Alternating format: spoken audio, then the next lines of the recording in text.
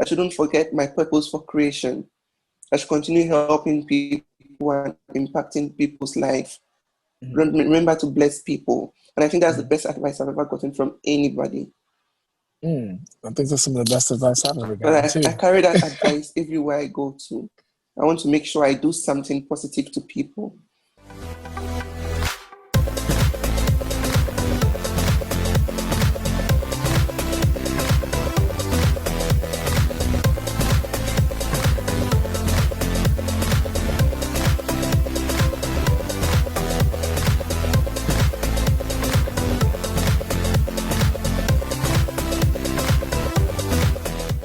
Hello everyone, my name is Veso Golden.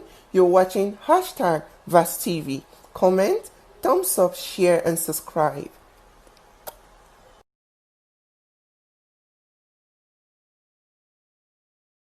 At this juncture in the LGBT community, all of us have our own unique journeys to self-realization, then acceptance. So how did you start to realize that something was different about yourself? Okay. Growing up, I played with the girls. I had baby dolls. I made the hair for my sister. I made my mom's hair. I would play with the girls always. Till I got to about 9 or 10. That's when I started realizing, okay, I had a different body. There was something between my legs that looked different from my friends. And when I got to 11, 12, the girls were growing boobs and I was not growing boobs. That's when it dawned on me that, yes, something's different. There's so many things wrong with my body. Because I felt like a woman and I identified as a woman, but I didn't look like one physically. So I left in that. I was living here. I was living in that misery. I was living in that misery to the point of praying to God before I go to bed. I pray and say, I want to wake up and I have my genitals changed. And I'm a woman in the morning. I had that wish for a long time. But I'll sleep and wake up and my prayers were not answered. And I lived like that till secondary school. And when I got to secondary school, I would sneak into school with heels and skirt under my luggages and the wig, and I would perform in school because I went to an all-boys school. So I was the only girl in the school. I performed as a girl in school, had fun till... Wow, you said I'm here. Yeah, till I was about I'm here. We're doing 16. This. Wow.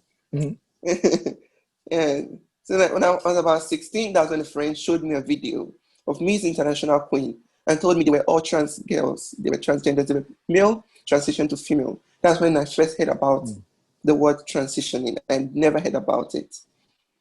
So I started hoping that one day I would realize my dream. Then I left Nigeria to Ghana. I isolated myself from my family. Then I started living my life. Oh, wow. And that's such an inspiration. So I'm going to ask you the next question, okay? Yes. So did you ever initially, fight being who you was back then? Or when did you accept the reality of like, hey, this is who I am? And, what helped you say, hey, this is who I am? Was it the competition that you saw? What helped you say, this is me, I'm going to accept it, I'm leaving?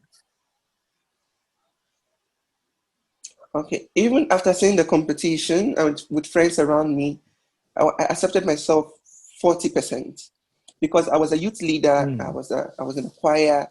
I was a very, very Christian brought up child. I come from an Anglican family. So at some point I fasted and I also fasted and prayed. I felt I was possessed. It was an evil spirit. Because when you go to church, they made you understand. Yeah, in church, in African churches, they interpret the Bible to make you understand you're demonic. You're possessed. You could be healed by prayers.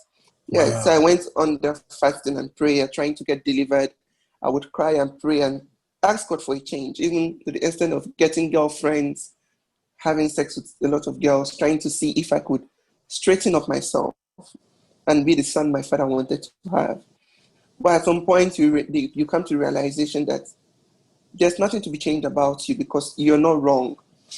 You can't change what is already there. That's how God created you. He didn't make any mistake creating you. So why pray for him to change the perfect creation he already made?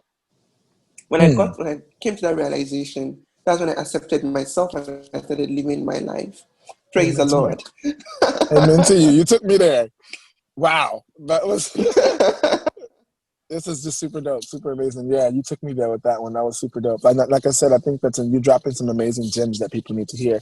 Especially coming from another country, because being in America, you see things one way. You know, you're used to things being one way. But when you hear it from someone who experiences it firsthand in a totally different way, it makes things live a little bit more, you know. So, you know, thank you for being brave and sharing your story and, you know, putting it out there, because there's a lot of people that, you know, really need this. So I have two little quick things, and then we're going to go to our quick little questions we ask everybody. So to wrap up this part of it, what's the best advice that you've ever received? The best advice I've ever received was the advice from my dad before he passed away. Mm-hmm. When I came out as trans, he didn't understand what transitioning was. He was complaining because my uncles showed him the videos and the interviews, and he was complaining, what have I done to myself? And after a few weeks, I mean, a month or 2 months, I think he felt I was human. I was still his child. He didn't love me lesser than he loved me when I was younger. So he told me I should live my life, but not to please people. I shouldn't forget, no matter who I want to become in life, I shouldn't forget my purpose for creation. I should continue helping people and impacting people's life. Mm-hmm. Remember to bless people. And I think that's the best advice I've ever gotten from anybody. I think that's some of the best advice I've ever gotten, too. I carry that advice everywhere I go to. I want to make sure I do something positive to people. Mm-hmm. Selfless. It's not about me. You know, I want to impact people's lives. That's amazing. That's super dope. And with that, we're going to end this part with a quote that you said today. You said this: Ghana has a lot of gold, and gold goes through fire to become beautiful. You wore the red dress and the gown to symbolize you coming through the fire of persecution and coming out beautifully refined. Talk about that. That was amazing. What were you thinking? Like, where that come from? What was that? When they told us to talk about our gown, and I picked my gown, it was a fiery red color. Immediately I held the gown, I remembered the frustration. When I wore my gown to catwalk, I remember the frustration. I was that kid that people always called, there's this funny name they call you in Africa, in Nigeria, woman rapper, woman cloth. It means like, you're a female dress. You're a man in a female dress. They call you, in Ghana, they call you Kojo Besia, man, woman. It's so painful. So I remember those insults, those dark times I had, where I would lock up myself in the house. There was even times I attempted suicide.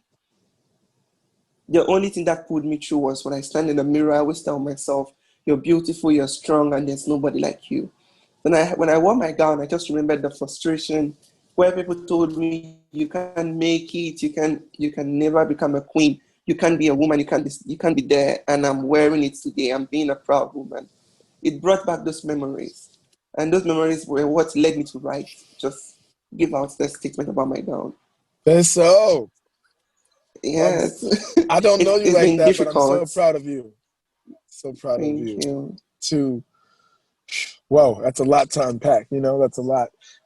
But you continue to, you know, open up and drop things that are super, you know, amazing. So yes, that concludes the first part of our interview. So now we're almost done. I know you got a lot going on. You got to run back to the stage and all this amazing stuff. So we're going to keep it moving. So there are 5 questions that we asked everybody. So the first question is this. On YouTube, it's Talk with Veso Golden. On YouTube, it's Talk with Veso Golden. Instagram, Veso Golden. Facebook, Veso Golden. Veso Golden everywhere.